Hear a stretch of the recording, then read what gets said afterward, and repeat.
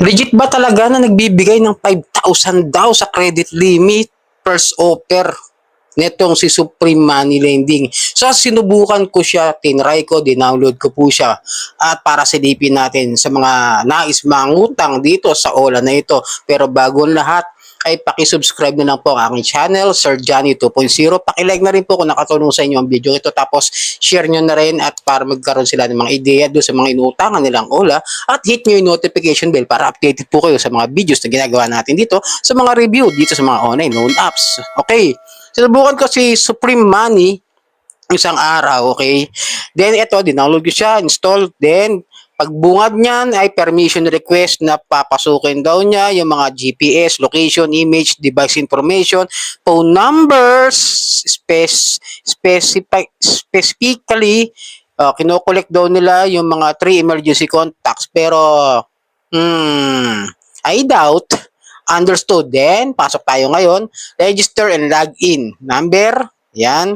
Tapos send verification. Pasok tayo ngayon yan. Pagbunga do sa apps, 20,000 daw. Yung maximum loan amount na makukuha natin. Sabi niya, kwentong barbero, 0.06% per day daw ang interest. Tapos 120 days daw ang terms. Hindi nga. Then, ayan, pasukan, get by limit. Sige, kukuha siya syempre ng basic information. Di ba? Syempre, direct to the point ng diretso tayo sa Ola na applyan natin. Basic information. Yan, kukuha niya, educational, email, marital status, number of children, how many internet loans did you have currently. Ako, pinaglalagay ko 0. Bahala ka dyan. Total, i-access mo naman, di ba? Nakalagay doon. I-accessin daw niya yung phone eh. Basic information, yan. Any overdue last month, total overdue days, number of loans, something like that. Then the income information, ang nilagay ko, legit sinubukan ko siya applyan, not working. Ibig sabihin, walang trabaho. Sinubukan ko lang. Ayan. Tapos, yung inyong pinapasukan, kung ano yung trabaho mo, kung ano yung posisyon mo, kung saan ka nagtatrabaho, ayan, kung government o private, others, nilagay ko. Then, the income information na company name dahil nga hindi ko nilagay kung may trabaho ako o wala, dahil nilagay ko wala, pangalan ko na lamang, tapos yung address ko, takpan ko na lang, yung number ko, takpan ko na rin, tapos yung salary payday ko, 25 dahil meron naman tayong extra income dito sa YouTube, kada that date, depende na rin, minsan magod dumarating, minsan hindi, kaya nilagay ko 25, okay? Then the company number, syempre wala mo ng company, wala kang trabaho na nilagay, di yung number ko. Monthly salary, payday, something like that. Then monthly income, kung magkano yung kinikita ko sa isang buwan, yan, nilagay ko 3,200 hanggang sa 9,600, okay? Dahil pasok naman talaga sa income ko doon sa aking YouTube, okay? Then the ID information o yung mga selfies, ayan. Example, yung din nyo, kung ano yan, kung humid, etc., etc. Tapos din, kukuha sila ng contact verification na sinasabi raw nila na guarantors or co-makers. 3 ang kukunin nila. Then, direct na po yan sa inyong phone contact list.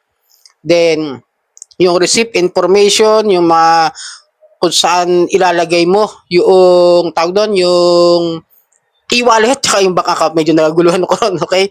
Kung saan papadala yung pera na inuutang mo o susubukan mong i-loan.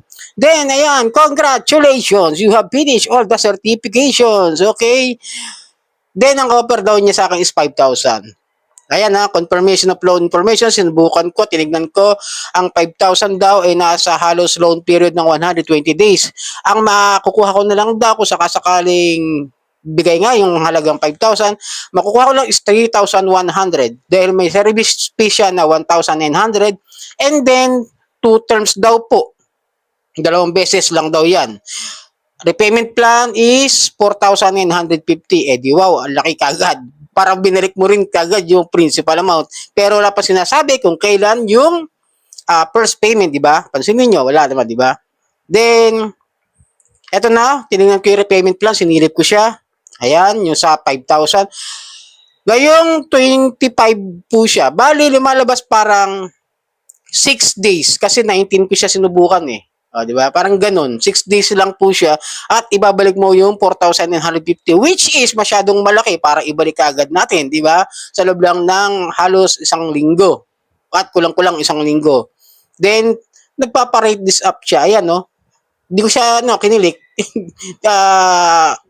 Skip ko na lang siya, okay? Then, application submitted. Ayan na po. The most interesting part nitong Supreme Money. Nagulat ako pag silip ko, your order is under review. Tapos yung limit ko, nagtaka ako bakit use my limit na 700. Tapos total limit is 1,500. Tapos limit frozen is 800. 'Di ba? 5,000 yung unang in-applyan, sinubukan. Pero bakit naging current orders naging 800? Application date itong June 19, 'di ba? Kaya medyo nagulat ako, naguluhan ako, bakit 800? Ano yun? Hindi naman yun ang sinubukan kong i-loan at subukan kong i-try kung yun yung ma-approve. Then, under review, yun nga 800, tapos ang loan duration is 120 days daw, 2 terms. Okay? Ito, pakita ko sa inyo, work information, nakalagay, ayan, profession, unemployed. Monthly income, nasa 9,600 to 16,000.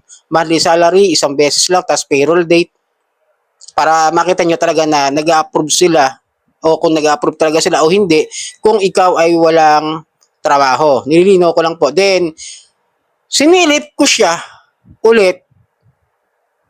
Nagulat ako nang pagbukas ko nitong repayment plan na may dumating sa akin bigla na 400 plus. 492 kung hindi ako nagkakamali, okay? Kasi nagulat ako may dumating na ganun. Nung sinilip ko ngayon, yung OLA, yung apps, nakalagay dito, first term is 25 ang due date. And then, ang babayaran ko sa 25 nitong June is 792. Ang binawas lang ang interest daw na pangalawang bayad is yung 8 pesos. So, it means, hindi talaga siya 120 days, 7 days or 6 days. Okay? Ayan, pakita ko sa inyo yung repayment, 10/17. Di ba? Depending pa. Kaya naguluhan ako, yung dito, yung sa October yata itong 10. Yan, di ba? Tapos meron siyang service fee na 304. Na which is, hindi ko magets kung bakit 800, total repayment 800, tapos amount of contract 800, tapos service fee 304. Kaya siguro maliit lang yung halagang nakuha ko. Kaya nagtaka ko saan galing yung 400 na yun at galing sa kanila parang binawas na halos kalahati na hindi naman pinakita kung bakit may binawas. Diba? Ang gulo. Very confusing tong si Supreme. Sa totoo lang, very iwasan nyo to. Hanggat maaari iwasan yung utangan to si Supreme dahil nga magulo siyang magbigay ng repayment plans at hindi mo makita agad-agad yung kanyang ibibigay sa'yo. Baga, meron siyang problema sa truth in lending. Tapos, ang bilis pa. Kaya, I will not recommend this kind of OLA. At kung naranasan nyo, na nakahiram kayo dyan ngayon, at kung naibalik nyo naman yung pera, is better na wag nyo nang dagdagan pa yung utang nyo dito. Okay? Iwasan nyo na lang yan si Supreme Money. At advice ko sa inyo, kung naharas kayo yan, kung dito lang kayo, pwede ilapit sa PNP, sa SEC, sa NBI, sa PAOK. Okay? So, sana nakatulong ang video ito na ating na-review na si Supreme, iwasan nyo na lang po hanggat maaari, please. At kung nakatulong sa inyo yung video ito, paki-follow na lang po, paki-subscribe po itong aking Sir Johnny 2.0, like, share at hit nyo yung notification bell. Maraming pong salamat at hanggang sa muli.